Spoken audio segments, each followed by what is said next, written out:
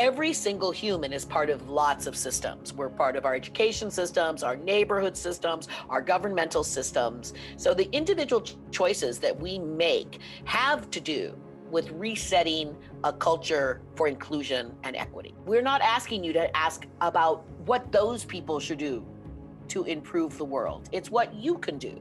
How would you like to be treated? What would matter to you on your block, in your neighborhood, in feeling welcome?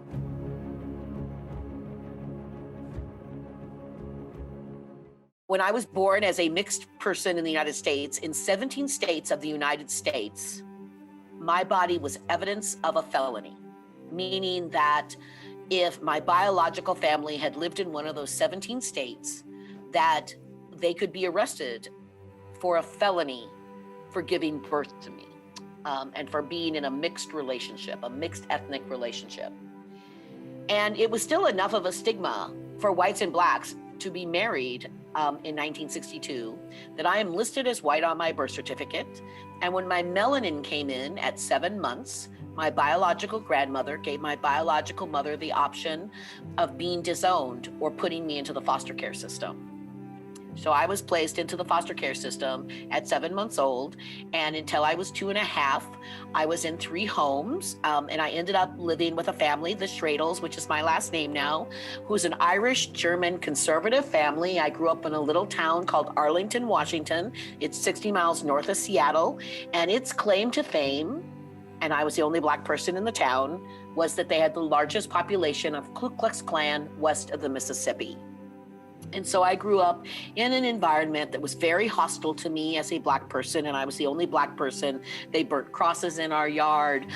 They tried to keep me from attending the elementary school because they thought that I would destroy the school system when I was brought into the community and into the family. And then I was sent home in 8th grade for my own protection when the students started chanting, "Kill the N-word," and locked arms, and they threw milk cartons and apple cores, and were chanting that I should be killed on the playground. I left home at 16 because I never felt like I belonged. I never felt like I was welcome anywhere. I attempted suicide 4 times before I was 16 years old. I decided that if anybody knocked on my door, I would never make them feel unwelcome, that I would always make a meal for them, that I would always make them feel as though they had a place. And it wasn't until I was literally sitting in a room when I was in my early 40s, working on a project with the Target senior leadership team, and I heard about how they used experience engineering to move people through spaces and to make them feel good about spending money. And I thought, that's it. That's what we need for racism. That's what we need to build community. We need an experience that makes people want to do it.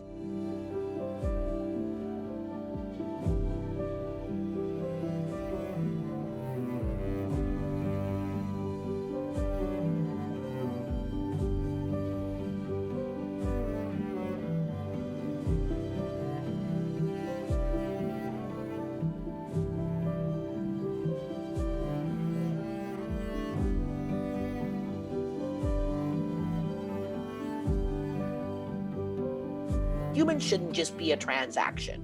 They should be somebody who's valued and cherished and honored. That's kind of our biggest calling in the world.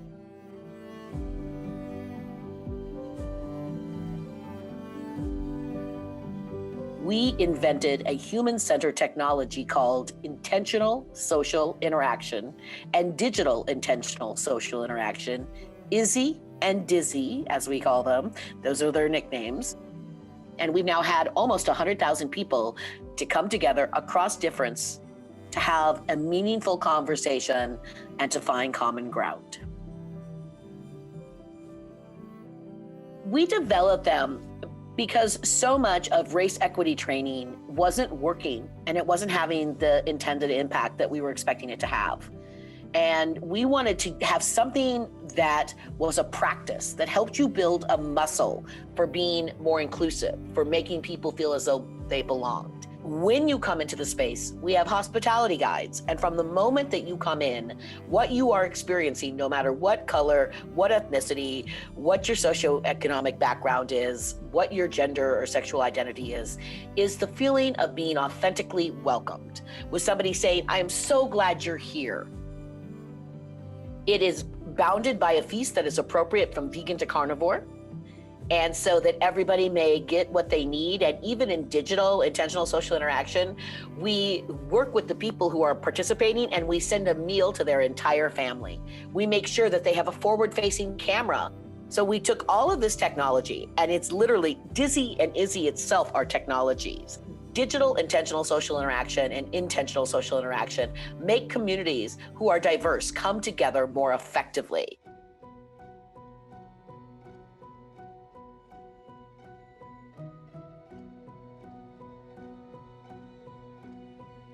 My lived experience made me want to stand up for people who may be marginalized like I was. My lived experience said, I don't think the world would have been a better place if I were dead. I don't think the world would be better if I didn't exist. And what does it look like to create a space where everybody is valued?